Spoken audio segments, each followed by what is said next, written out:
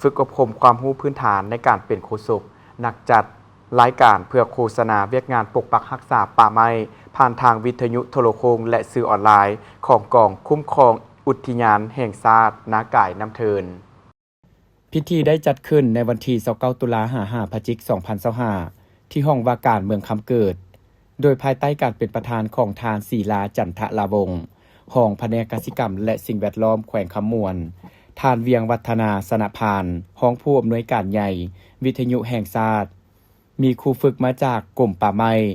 กระทรวงกสิกรรมและสิ่งแวดล้อมและครูฝึกมาจากวิทยุกระจายเสียงแห่งชาติลาว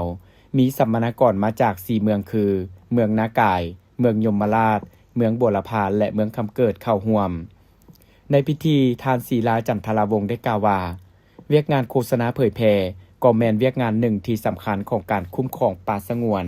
และอุทยานเพราะจะช่วยให้กลุ่มเป้าหมายได้รับรู้และเข้าใจปฏิบัติตามทิศทางในการคุ้มครองป่าสงวนก็คือทิศทางของภาครัฐเพื่อกระจายข้อมูลเพื่อโฆษณาปลูกจิตสำนึกและปลุกระดมประชาชนบรรดาเผ่ากลุ่มเป้าหมายอยู่เขตห่างไกลศอกลีกเพื่อให้เขาเจ้าได้เข้าใจแจ้งเกี่ยวกับแนวทางนโยบายของภาครัฐต่อเวียกงานอนุรักษ์ปกปักรักษาป่าไม้แหล่งน้ำและชีวนานาพันธุ์ให้เป็นขบวนการที่กว้างขวางในขอบเขตทั่วประเทศ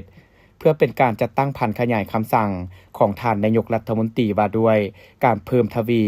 ความเข้มงวดในการคุ้มครองปกปักรักษาพัฒนาและนำใช้ป่าไม้ที่ดินป่าไม้ต้านและสกัดกั้นการบุกรุกทำลายป่าไม้ที่ดินป่าไม้และไฟไหม้ลามป่าหัวข้อที่นำเสนอฝึกมีความสำคัญของเวียกงานโฆษณาเผยแพร่ข้อมูลข่าวสารสื่อประเภทต่างๆความเข้าใจเกี่ยวกับการนำใช้สื่อวิทยุกระจายเสียงและโทรโคงการนำใช้โทรโคงสำหรับการประกาศข่าวและโฆษณาเผยแพร่ข้อมูลข่าวสารในขั้นบ้าน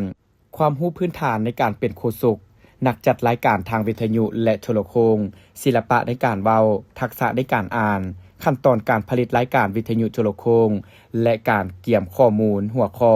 วิธีการสัมภาษณ์ข้อมูลข่าวเทคนิคพื้นฐานการตัดต่อเสียงเทคนิคพื้นฐานในการผลิตรายการวิทยุออนไลน์